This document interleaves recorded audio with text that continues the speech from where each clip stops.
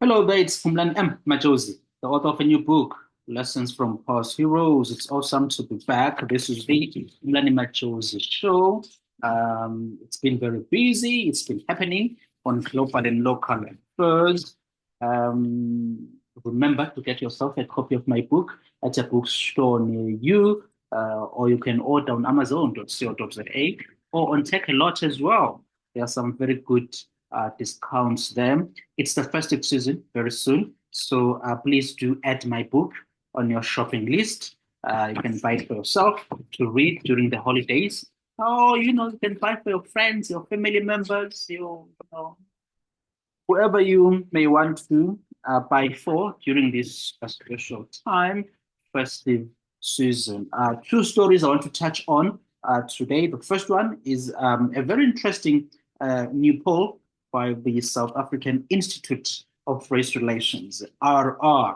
Very, very interesting on where we are in terms of the GNU, what South Africans think of the GNU, and which parties are really gaining and losing in this new era of the GNU, the coalition government, our national coalition government. And the second one is about the US, the American politics. American politics. I will talk a bit about that, given, of course, that Mr. Donald J. Trump is back.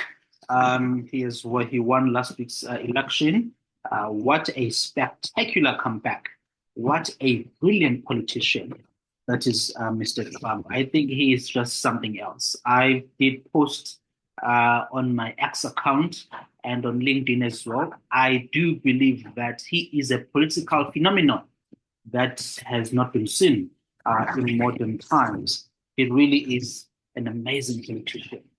It was a clean sweep across the US. Really a brilliant performance, a brilliant comeback by Mr. Trump. So I'm going to talk a bit about that, but I'll talk more. I mean, you've been reading a lot. I'm sure you are over the US election stuff and the outcome.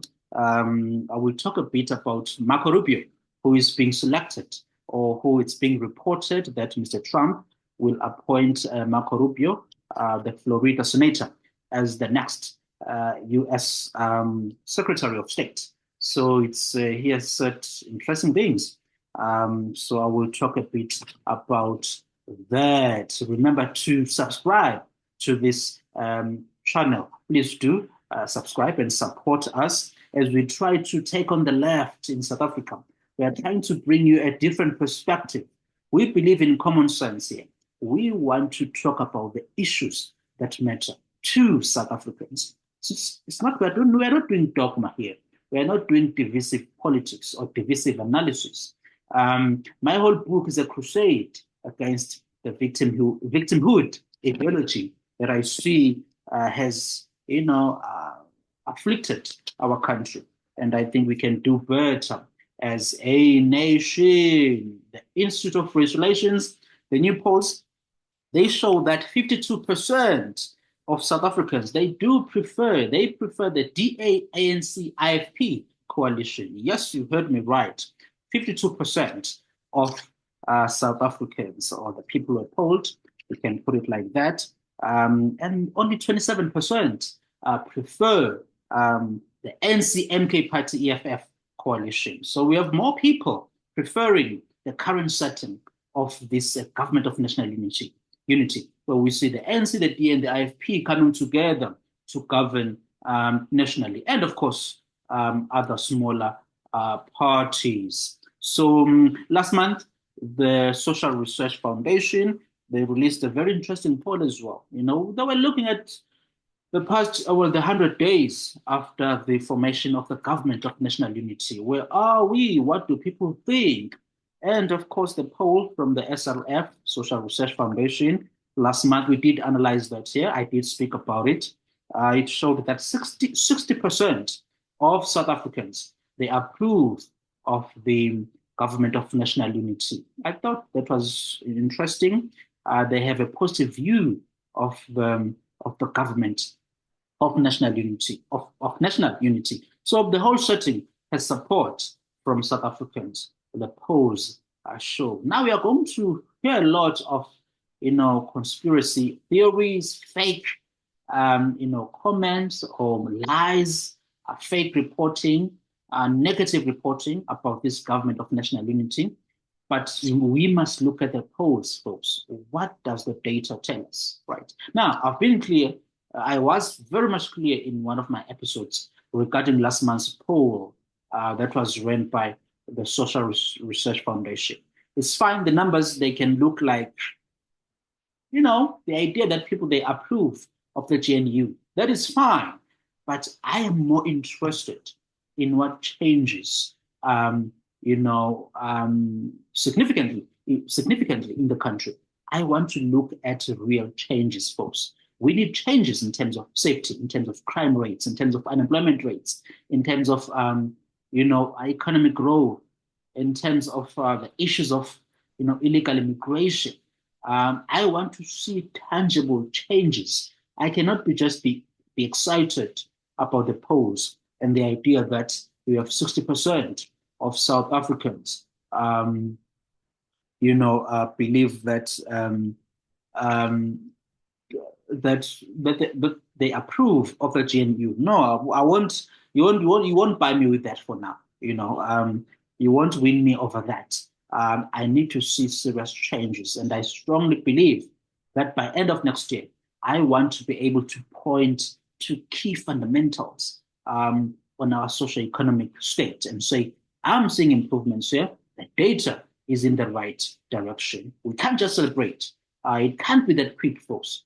We have to be careful on how we handle this. So that's just my view. Another very fascinating statistic by the Institute of Race Relations, IRR, this week, 66% of South Africans believe that this GNU will survive till the next national election, that is at 2029. So you have 66%.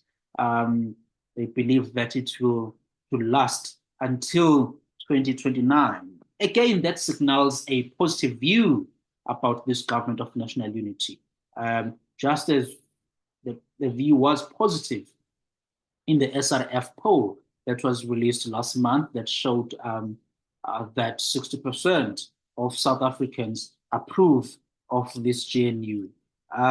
So that is fine. And then one thing we are seeing is that the DA and the ANC, this new poll by the RR, affirms the last one, or is in line with the last one that was done by SRF, Social Research Foundation, last month, because it showed that DA is gaining and the IFP, they are gaining as they are part of this GNU. The numbers are looking positive for them.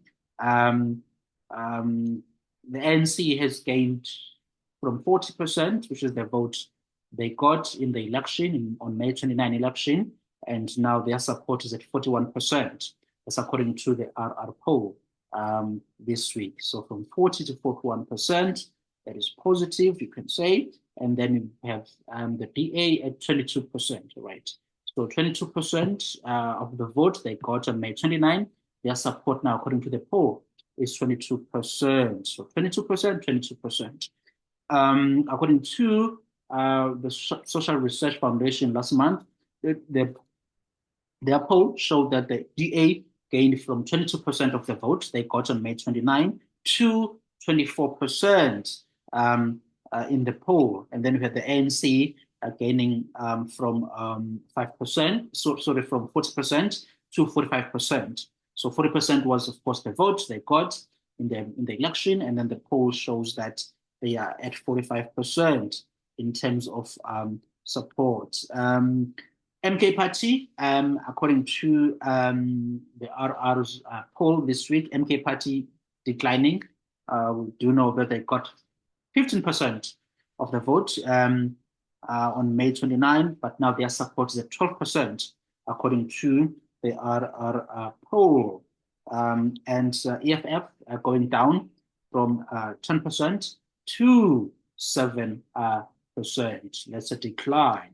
So we know the EFF seems to be going through a headwind at the moment. So we shall see how things go there. We will give you an analysis of that sometime soon. So it's very interesting to see what South Africans think of this CNU. I'm sure these numbers will continuously come out in the upcoming months, years, as we make sense of what South Africans think of this GNU. But I've been very clear, folks. We need to be very, very, very, very careful when it comes to this GNU, and we need to hold it to account. We need to see real changes, folks. We cannot be going on the same path on domestic as well as foreign policy, given that we now have the new political setting in the country. The second story I want to talk about, as I said in my intro, Donald Trump is coming back into the White House. What a spectacular win, what a spectacular comeback.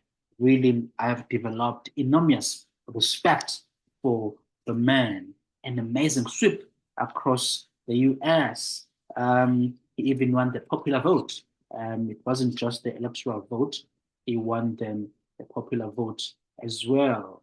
Really a magnificent performance. So he's working on putting together his cabinet.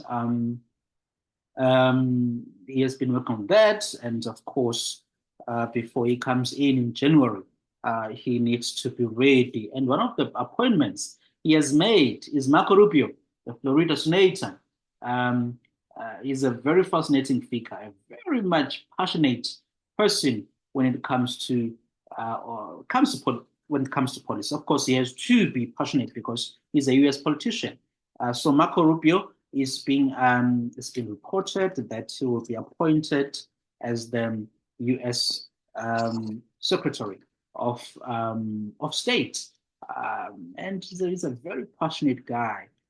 He has been very clear on the Hamas-Israel war. He says that yes, there are thousands of people, civilians, who have died in Gaza as the war goes on between Israel and Hamas. But his point, he emphasizes that blame the Hamas people for that, right? Blame the Hamas people for the deaths of thousands of civilians. Don't blame Israel, because the war was started by Hamas on October 7th. Didn't Hamas know, and I've made this comment a few times before, and I'm being hated for that by, of course, the anti-Israel people. Didn't Hamas know that when they started the war, that Israel is going to retaliate? Because it's happened before, right? Israel retaliates, and then there will be victims, right? There will be casualties produced by the retaliation, right? They knew very well that was going to happen, but they don't care about the lives of Palestinians, right? They don't care. Yet you and I are expected to care. And of course we should care, because these are human beings. But it's just so weird that they don't care about the lives of the innocents, right?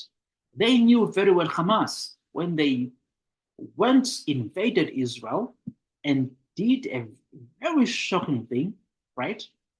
A very, very shocking thing. They knew very well what the results would be. I was in Israel this past May, and I was on the ground, right, in the places where the attacks took place, right. It was chilling to be there, folks, to meet the survivors of the attack. They knew very well that this was going to happen, folks, but they never could, right? Why? Because they used civilians as a way of fighting Israel, right? For them to fight Israel in this so-called struggle for liberation, they must use civilians, right? Palestinian civilians. It's a shame. It's unfortunate. It's disgraceful what they do. So Marco Rubio has been clear that, and I do agree with him, that we have to blame Hamas for that. We shouldn't blame Israel, right? Israel was forced. They didn't just wake up the next morning after October 7 and said, let's go to Gaza to fight the war, right? They didn't go back. They had been out of Gaza for 20 years or so now, right? Yet Hamas, they did what they did, and then Israel was forced. There's no government. Our Ramaphosa, if we were attacked like that, we would expect him to stand up, right, and hunt down the perpetrators of the atrocities on our people. We would expect him to do something, folks. So let's not be fooled. Let us not be fooled, folks. It's very clear what happened here, right? It's very, very clear what happened, and I am very much with Marco Rubio on that. He has a good point. He has made a comment on South Africa. Marco Rubio, the senator from Florida, he said this was last month. This was when the South African government asked Taiwan to move its representative office from Pretoria, the capital, to Johannesburg Commercial Center.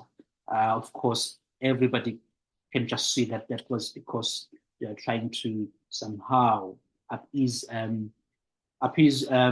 China. And Marco Rubio, he posted last month, he said, this is on X, he said, the South African government is making a grave mistake by caving to Beijing's demands. Yeah, South Africa should not fall victim to communist China's diplomatic bullying tactics. That's what Marco Rubio wrote last month. So he has been watching us closely, watching the international affairs very much closely. So I think by Marco Rubio, I think Trump won't make a bad decision. Of course, we'd have to wait and see how he does as a Secretary of State, but he is really a passionate person. And I strongly believe that as Africans, we need people like the Trump types, right? Who really are strong and who show that the strength, on the global stage, because we also must be tough as well. When we engage, I have an issue with the fact that you still have many of us that as soon as we start to engage Western nations, we start to remind them that, well, remember, we were victims of colonialism, we were once oppressed by you. The moment you start there, you are not starting on the equal footing, right? When we engage them, we must show that we want respect from them, right? And the first we can attempt to achieve that by, on the first go when we meet them, we are clear that we understand colonialism was everywhere around the world. Don't treat us as some victims. We are here to engage with you on matters of security, right? On matters of trade, on matters of investment, right? We must engage with them as equals, right? The moment we start the conversation, let's remember that you once oppressed us. We are already putting them right on top, and we are saying to them, look, shame, we are here, we are victims of you, therefore deal with us in a manner that, you are reminded, in a manner that you at least you acknowledge or you account for the fact that we were once victims of yours. That is not helpful for us, right? We must be firm. We must be clear that we want to work with you as equals. Stop treating us with this idea of showing us some pity, treating us as, oh, shame, they were once oppressed. Let's try and engage them in a way. That sense of guilt, they must never have that sense of guilt, right? It's the 21st century now. Africa is bringing its own potential and how we deal with them. And we have to project that confidence in front of them, right? We should stop talking about how they once colonized us. It's useless stuff at this point. Everybody was colonized at some point. We need to project confidence and the idea that, look, we are here to deal with you guys. on the very fundamental issues that can, where there can be mutual benefits. And guys like Trump and so on, they must really be direct on Africa, frank, and don't do any political correctness, right?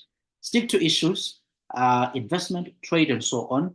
And I think it will be best for us as well because we need to grow the confidence on the global stage. We cannot be forever going around. This is why I have an issue with Ramaphosa when he goes to the United Nations, when he travels to Russia, for a summit. This thing of always dropping the apartheid term. Well, apartheid this, apartheid that. We want to remind you that you once helped us during the apartheid times. Folks, we all know our history and we shouldn't forget it, of course. We should remember it.